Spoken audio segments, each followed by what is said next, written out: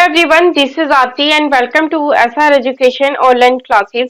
Guys, आज की class में हम लोग जो डिस्कस करने वाले हैं सीटीपी की मैराथन क्लास में हमारा टॉपिक रहेगा मेजरमेंट एंड इवैल्यूएशन से रिलेटेड। हम लोग टॉप 44 क्वेश्चन को डिस्कस करेंगे। ये क्वेश्चन काफी इंपॉर्टेंट है और आपके प्रीवियस एग्जाम में पूछे गए हैं। चाहे आप लीड के एग्जाम की प्रिपरेशन कर रहे हो या फिर आने वाले जितने भी आपके टीचिंग के एग्जाम है या फिर आपके टेट के एग्जाम है, तो सभी के पर्पज से आज की क्लास काफी इंपॉर्टेंट होने वाली है। तो चलिए फिर आज की क्लास को हम लोग डिस्कस करते हैं। क्वेश्चन नंबर फर्स्ट आप लोगों के सामने है। क्वेश्चन नंबर फर्स्ट को हम लोग डिस्कस करते हैं। निम्नलिखित में से कौन सा कथन आंकलन और मूल्यांकन के बारे में सत्य है? इसमें आपको चार स्टेटमेंट दे रखी। चार स्टेटमेंट में से जो आपकी असिस्टमेंट और इवैल्यूएशन से रिलेटेड जो करेक्ट है, जो ट्रू है, उसके बारे में आपको बताना है। ऑप्शन फर्स्ट में कहा एक शिक्षक का 10 से 30% समय आंकलन और मूल्यांकन पर व्यतीत होता है। या ऑप्शन नंबर सेकंड है मानकीकृत परीक्षण का प्रयोग छात्र की शैक्षिक प्रगति के निदान और मूल्यांकन करने के लिए किया जाता है। या ऑप्शन थर्ड रहेगा कक्षा शिक्षक मानकीकृत परीक्षण के विकास और प्रशासन के प्रति जिम्मेदार हैं।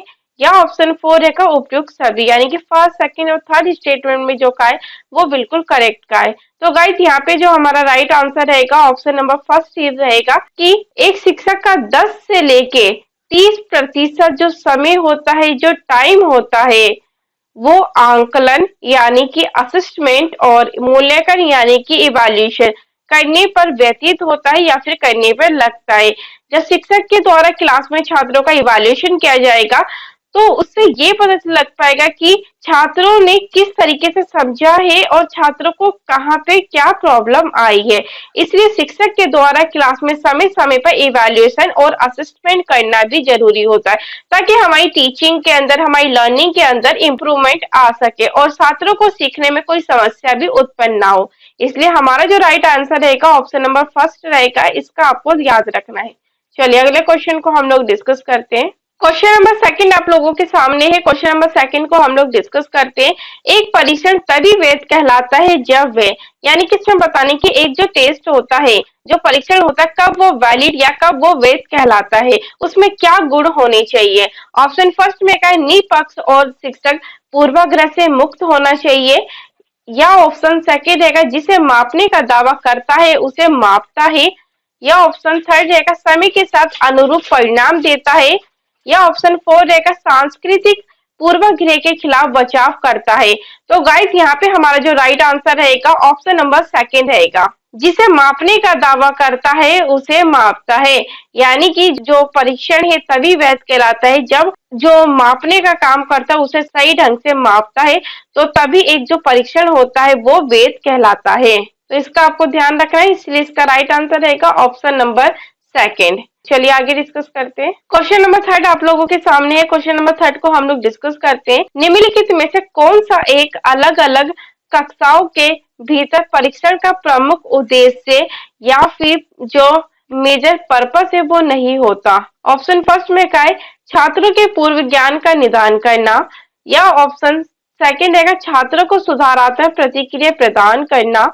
या ऑप्शन थर्ड रहेगा मानव बुद्धि के बारे में निर्णय लेना। या ऑप्शन फोर रहेगा छात्र की उपलब्धि के बारे में निर्णय करना।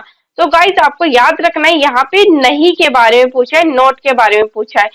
तो जब भी हाँ पूछे नहीं पूछे तो उससे आप लोग हाईलाइट कीजिए और उसी के अनुसार ही अपना आंसर दीजिए, क्योंकि कभी कभी होता है कि हम जल्दबाजी में नहीं पूछा होता और हम हाँ पे टिक करके आ जाते हैं। तो ऐसी जो छोटी छोटी मिस्टेक ही हमारा सिलेक्शन होने से रोक देती है हमें। तो यहाँ पे हमारा जो राइट आंसर रहेगा गाइस ऑप्शन नंबर थर्ड हमारा यहाँ पे राइट आंसर रहेगा मानव बुद्धि के बारे में निर्णय लेना। कि अलग अलग कक्षाओं के भीतर जो परीक्षण होता है, जो टेस्ट होता है, उसका उद्देश्य छात्रों की जो बुद्धि होती है, जो इंटेलिजेंस होती है, उसका जजमेंट करने के लिए नहीं किया जाता। तो इसको आपको याद रखना है। चलिए आगे डिस्कस करते हैं। क्वेश्चन नंबर 4 आप लोगों के सामने है। क्वेश्चन नंबर 4 को हम लोग डिस्कस करते हैं। शिक्षक छात्रों की योग्यता किस तरह मापता है? यानी कि इसमें कहा है कि एक जो टीचर है वो किस तरीके से छात्रों की जो एबिलिटी है उसका सही ढंग से मेजर या सही ढंग से मापन करता है। ऑप्शन फर्स्ट में कहा है छात्रों का परीक्षण करके, या ऑप्शन सेकंड रहेगा छात्रों से पूछकर, या ऑप्शन थर्ड रहेगा छात्रों द्वारा किए गए विविध कार्यों के रिकॉर्ड का विश्लेषण करके, या ऑप्शन फोर रहेगा छात्रों के माता पिता से पूछकर। तो गाइज यहाँ पे हमारा जो राइट आंसर रहेगा ऑप्शन नंबर थर्ड रहेगा, छात्रों द्वारा किए गए विविध कार्यों के रिकॉर्ड का विश्लेषण करके। यानी कि छात्रों ने जो भी कार्य किए हैं उन जिस प्रकार से भी रिजल्ट आता है या जो भी रिकॉर्ड होता है उसका सही ढंग से एनालिसिस करना। तो उसी के अनुसार ही एक शिक्षक को ये पता लग पाता है कि छात्रों में क्या क्वालिटी है, क्या योग्यता है और क्या एबिलिटी है, और उसी के अनुसार ही शिक्षक जो होते हैं वो छात्रों को सिखाने के योग्य होते हैं। तो इसका आपको ध्यान रखना है। चलिए आगे बढ़ते हैं। क्वेश्चन नंबर 5 आप लोगों के सामने है। क्वेश्चन नंबर 5 को हम लोग डिस्कस करते हैं। विद्यालय में निबंध प्रकार के प्रश्नों के बावजूद वस्तुनिष्ठ प्रश्न पूछे जाते हैं, क्यों पूछे जाते हैं?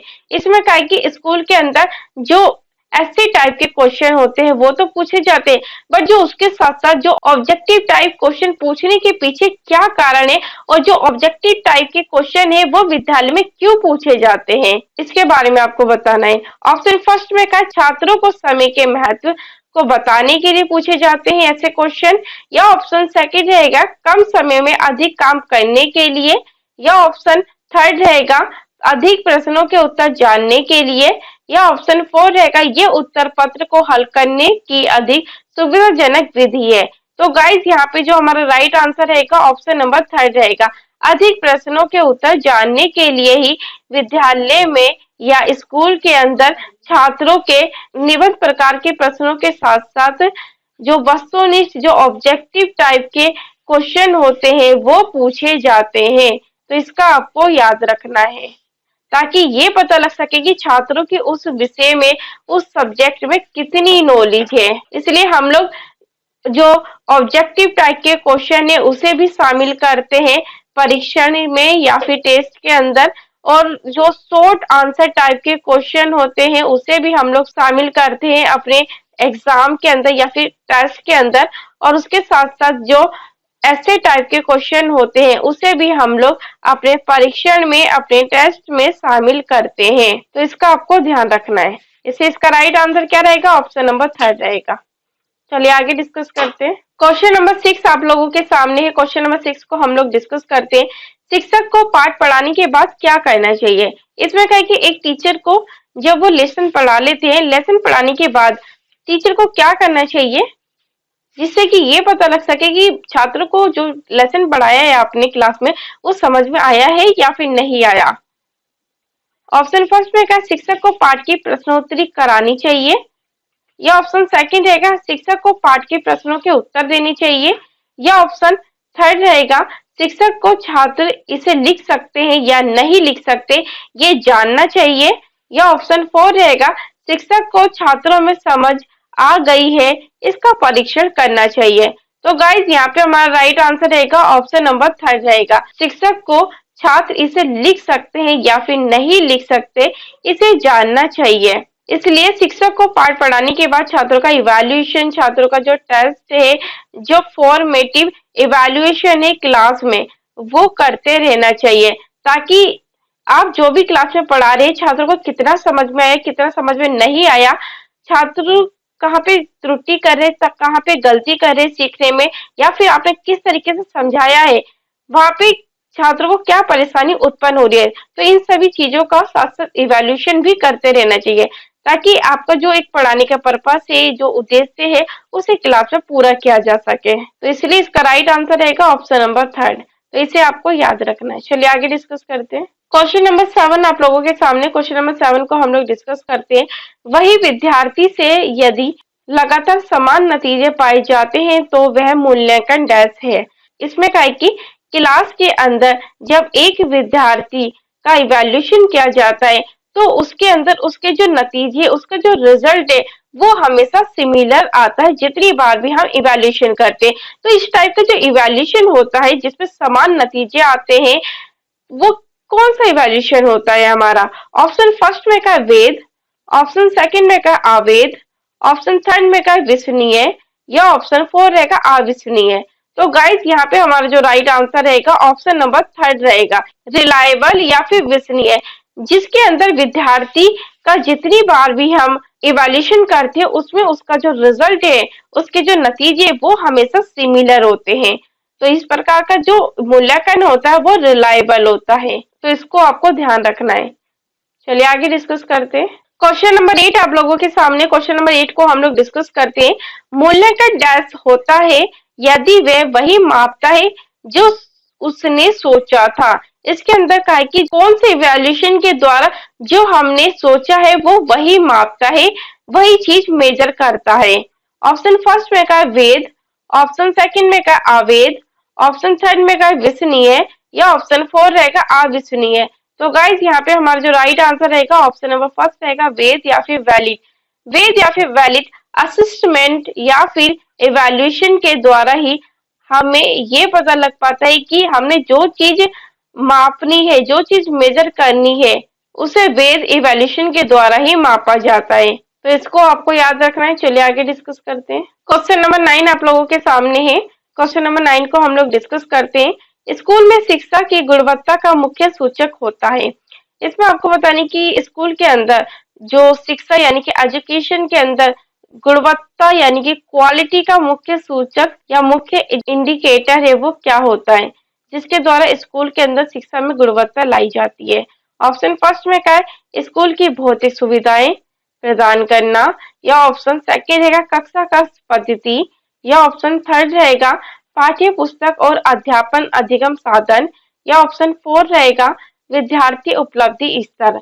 तो गाइस यहाँ पे हमारा जो राइट आंसर रहेगा ऑप्शन नंबर फोर रहेगा विद्यार्थी उपलब्धि स्तर, यानी कि छात्रों का किस तरीके से अचीवमेंट लेवल है, उसी के द्वारा हमें पता लग पाता है कि स्कूल में जो शिक्षा की गुणवत्ता है वो किस प्रकार से है। तो स्कूल में जो शिक्षा की गुणवत्ता है वो छात्रों की अचीवमेंट लेवल का टेस्ट करने के लिए ही मापी जाती है कि छात्र किस प्रकार से सीख रहे हैं, किस प्रकार से नहीं सीख रहे, कितना उन्हें समझ में आया, कितना उन्हें समझ में नहीं आया है। तो ये सारा छात्र के अचीवमेंट के ऊपर डिपेंड होता है, इसलिए इसका राइट आंसर रहेगा ऑप्शन नंबर फोर रहेगा हमारा। चलिए आगे डिस्कस करते हैं। क्वेश्चन नंबर 10 आप लोगों के सामने। क्वेश्चन नंबर 10 को हम लोग डिस्कस करते हैं। स्कूल में विद्यार्थियों के लिए समय आवत परीक्षण कार्यक्रम को क्यों लागू करना चाहिए? ऑप्शन फर्स्ट में क्या है, विद्यार्थियों की प्रगति उनके माता पिता तक पहुंचाई जा सके, या ऑप्शन सेकेंड रहेगा नियमित अभ्यास बना रहे, या ऑप्शन थर्ड रहेगा अंतिम परीक्षा के लिए विद्यार्थियों को प्रशिक्षित किया जा सके, या ऑप्शन फोर रहेगा परिणाम के आधार पर प्रतिपुष्टि के बाद उपचारात्मक शिक्षण के लिए।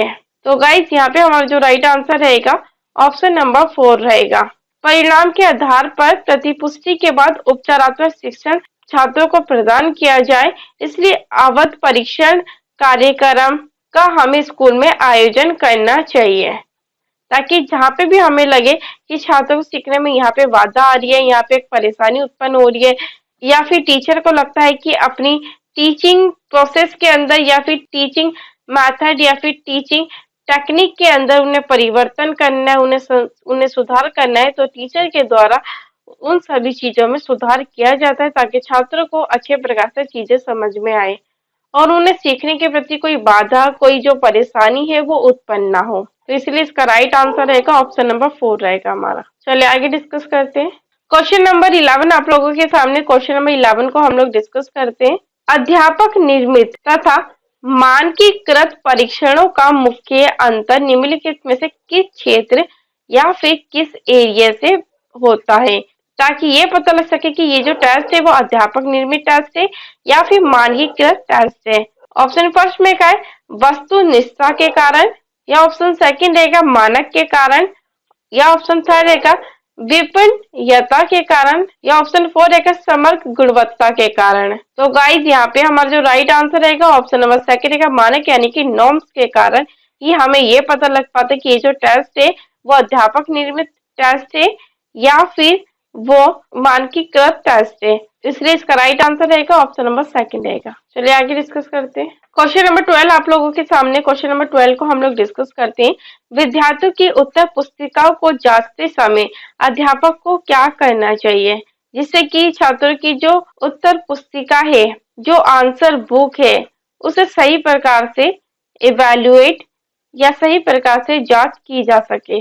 ऑप्शन फर्स्ट में क्या है, कठोर होना चाहिए, या ऑप्शन सेकंड रहेगा नरम होना चाहिए शिक्षक को, या ऑप्शन थर्ड रहेगा वस्तुगत या यथा तथ्य होना चाहिए, या ऑप्शन फोर रहेगा बीच का, ना अधिक कठोर होना चाहिए ना अधिक नरम होना चाहिए।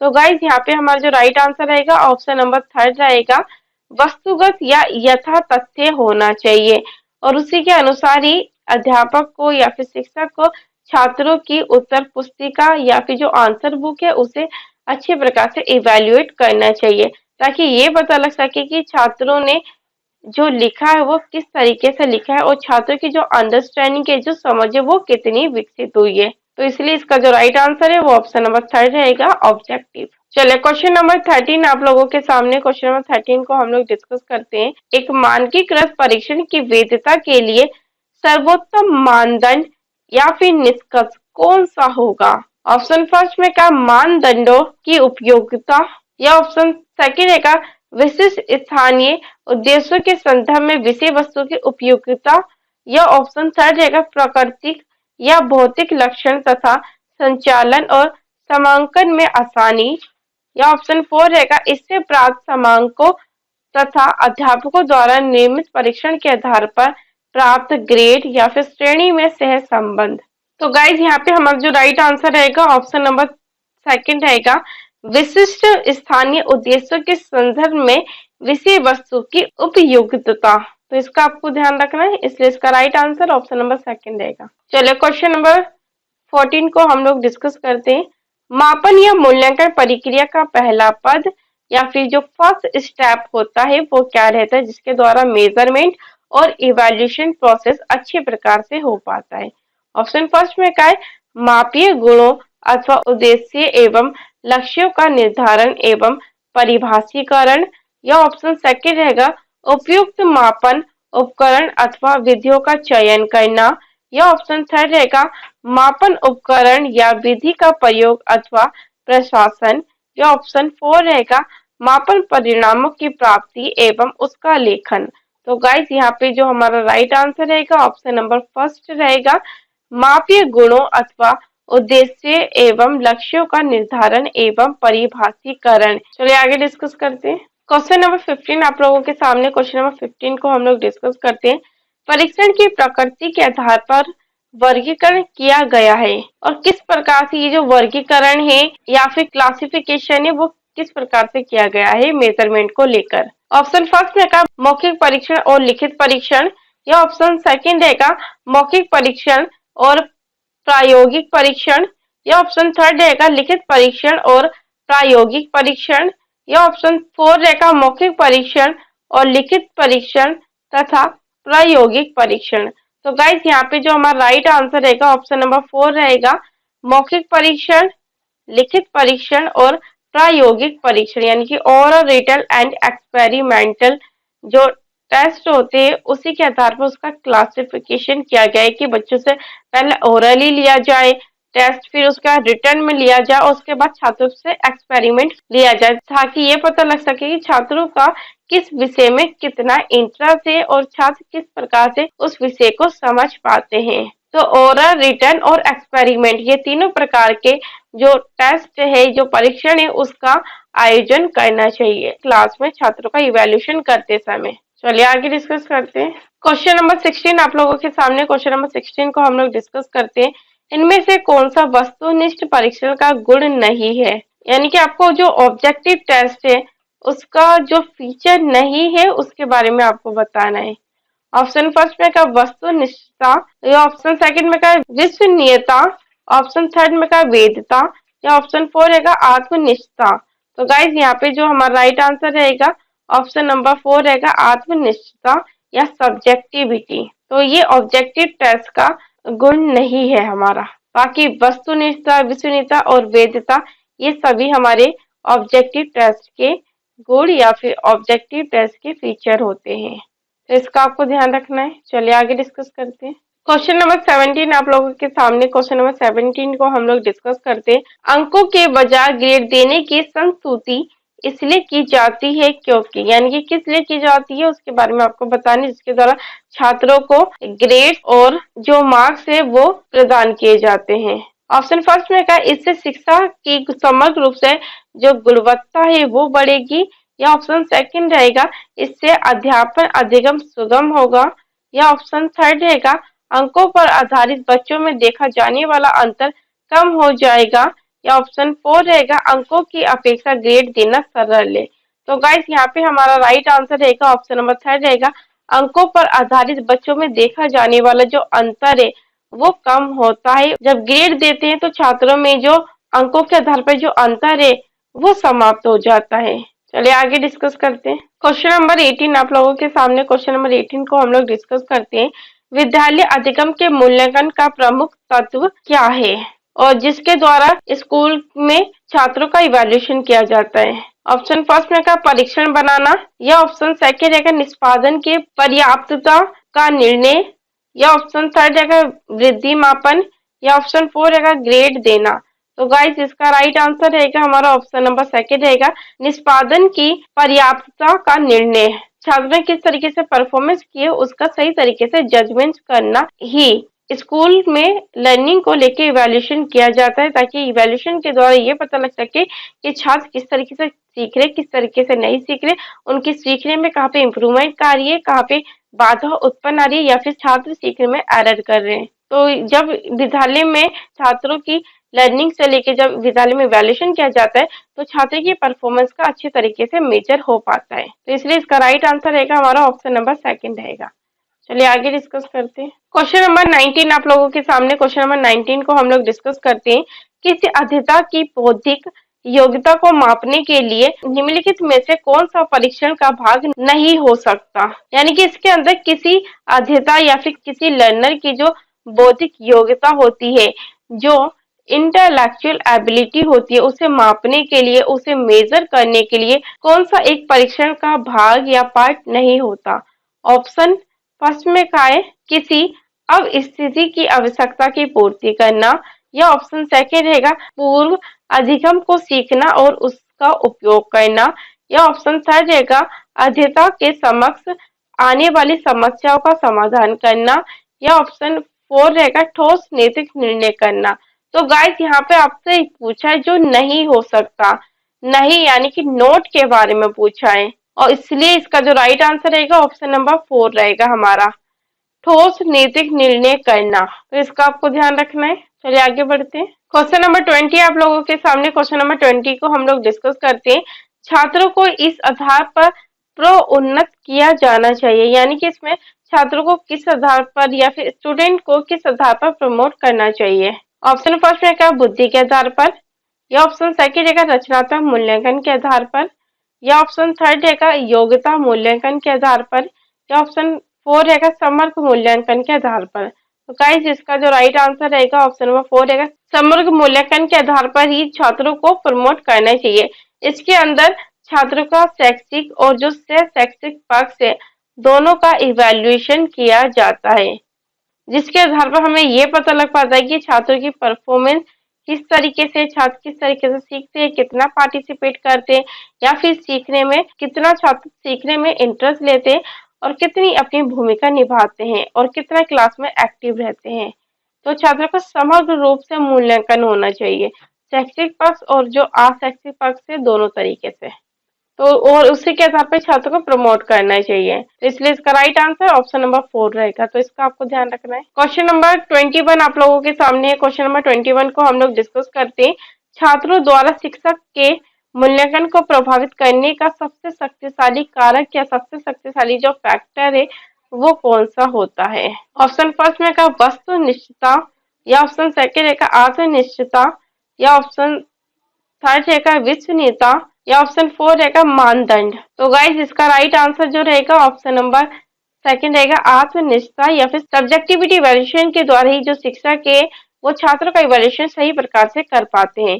ताकि ये पता लग सके छात्रों का उस विषय में कितना इंटरेस्ट है, कितना इंटरेस्ट नहीं है, और छात्रों में उस विषय के प्रति कितनी अंडरस्टैंडिंग है, और छात्र कितना उस विषय को सीखते हैं और कितना इंटरेस्ट लेते हैं। तो इसलिए इसका राइट आंसर रहेगा ऑप्शन नंबर सेकंड रहेगा। चलिए आगे डिस्कस करते हैं। क्वेश्चन नंबर 22 आप लोगों के सामने, क्वेश्चन नंबर 22 को हम लोग डिस्कस करते हैं। निम्नलिखित में से एक मूल्यांकन प्रणाली या इवैल्यूएशन सिस्टम की आवश्यक विशेषता नहीं है। यानी कि यहाँ पे नोट के बारे में पूछे, इसलिए इसे आप लोग जरूर हाईलाइट कीजिए। ऑप्शन फर्स्ट में कहा ये प्रबंध की प्रक्रिया का हिस्सा नहीं होना चाहिए। यह ऑप्शन सेकंड है ये कुछ कैरियर के विकास और प्रगति के साथ जोड़ा जाना चाहिए। यह ऑप्शन थर्ड रहेगा ये शेष ज्ञान की समस्याओं को उठाने और हल करने में सक्षम होनी चाहिए। या ऑप्शन फोर रहेगा फर्स्ट और जो थर्ड स्टेटमेंट में का है वो करेक्ट का है। तो गाइस यहाँ पे हमसे नहीं पूछा गया, इसलिए इसका right answer option number first रहेगा, ये प्रबंध की प्रक्रिया का हिस्सा नहीं होना चाहिए। तो आज की क्लास को यही समाप्त करते हैं, और जो आगे के हमारे क्वेश्चन है बचे हुए वो पार्ट सेकंड में हम लोग कंप्लीट करेंगे। और अगर आप लोग डेली लाइव क्लास चाहते हैं गाइस, तो डेली लाइव क्लास के लिए आप लोग चैनल को सब्सक्राइब कीजिए, जिससे कि हम लोग डेली लाइव क्लास अपनी आसानी से कर पाए। तो थैंक यू सो मच आज की क्लास के लिए।